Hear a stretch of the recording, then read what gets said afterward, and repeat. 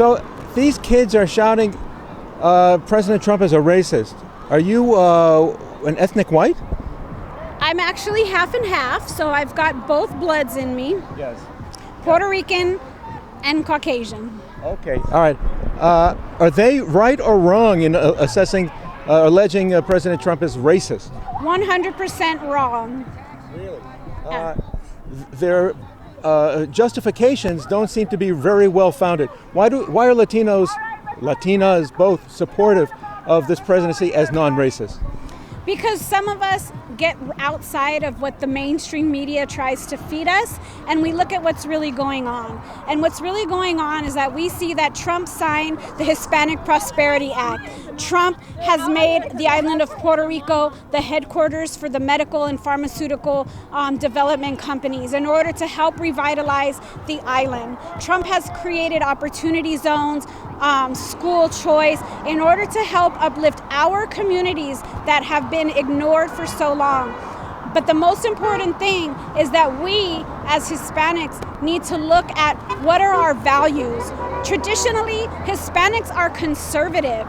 We do not believe in democratic, leftist, liberal values. We believe in the family. We believe in the sanctity of life, pro-life. We believe in freedom. This is why our elders came to this country.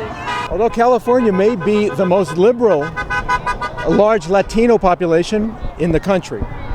That's true. But because there's a lot of this, the Democratic stronghold over this state has taken such a strong effect. And unfortunately, a lot of Latino immigrants have been bullied into believing what they feed us. And the truth is that you have freedom, that we are not oppressed, that we have opportunity here to grow and elevate ourselves within our Latino communities. There's ample opportunities for it. Every college you go to has a Hispanic society or club. Hispanic studies also? Hispanic studies, Latino studies, Chicano studies. Every single college has those scholarships, whatever we need in order to advance and do better in our communities. Now, so many minorities are on what's a form of social welfare, right? There are a lot. It depends on what's, from state to state, what the population is like. But that does not constitute justifying us being a socialist country. The reason why our country works is because capitalism is at the top. If not, everybody would be stuck on socialist services, socialist welfare services, and we would never be able to advance further than what the government allows us to go. So, what kind of a movement is there within the Latin community, if we can say there is such a thing, to taboo accepting government money and putting teenage moms on a perpetual welfare cycle?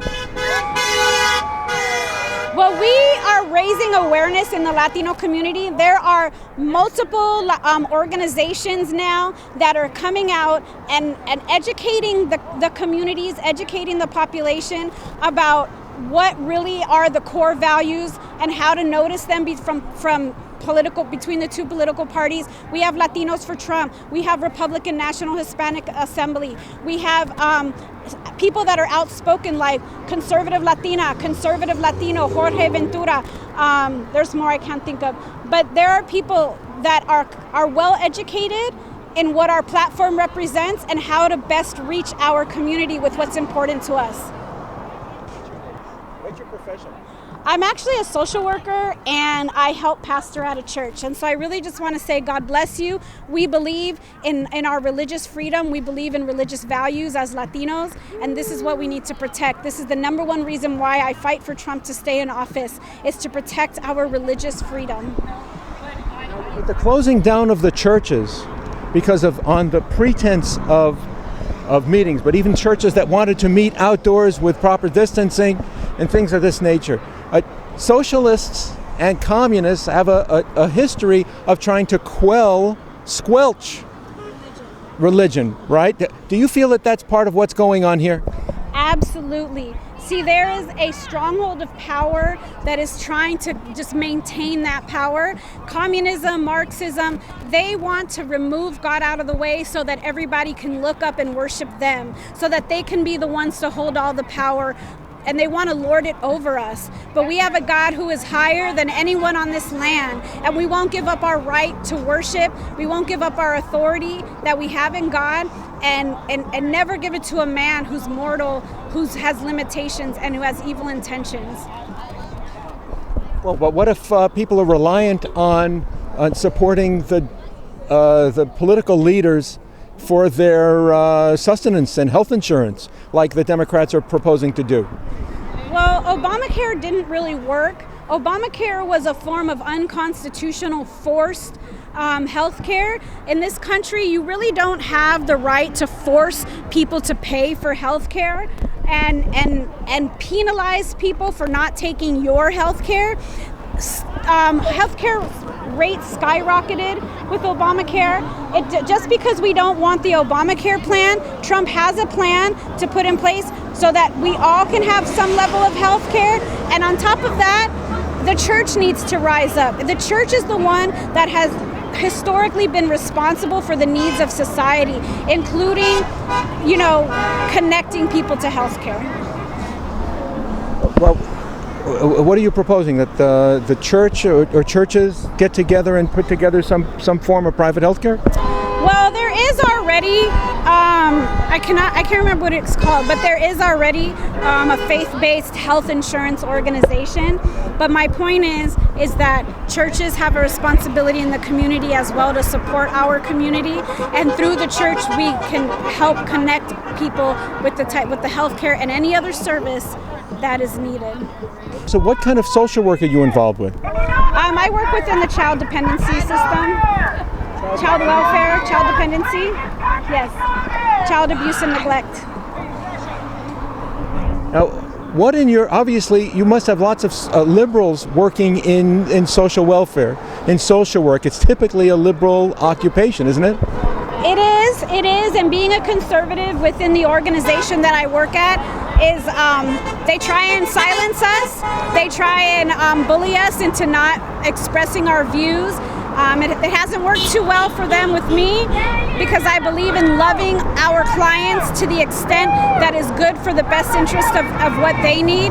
And I really have found that the liberal activism ideas that they have implanted within the system is really hurting our young people more than it is helping them. But there's this false pretense of we support you no matter what. And you know what? Any good parent gives their children sound advice, guides them in the way that's going to be best for their lives, and not let them do just whatever they want so that they can feel supported. Have you experienced any discrimination because of your socio-political views? Absolutely. My organization has been after me for quite a while now. I've had my fair share of what I would call persecution, but I stay where God has me to stay. And so until the Lord says that He's ready for me to move from my organization, I will stay right there. And are your coworkers and the superiors supportive of your views? 100% no. They are trying to silence me at every turn. I've gotten written up, I've been lied on, I've been accused of things that I have not said or that I don't even believe. But I rise above that, because at the end of the day, I hold the truth in my heart, and they don't run my life for me. They don't pay my bills. God is my provider. And so I don't need to worry about what they say or do, because I can still live a life that is prosperous and successful.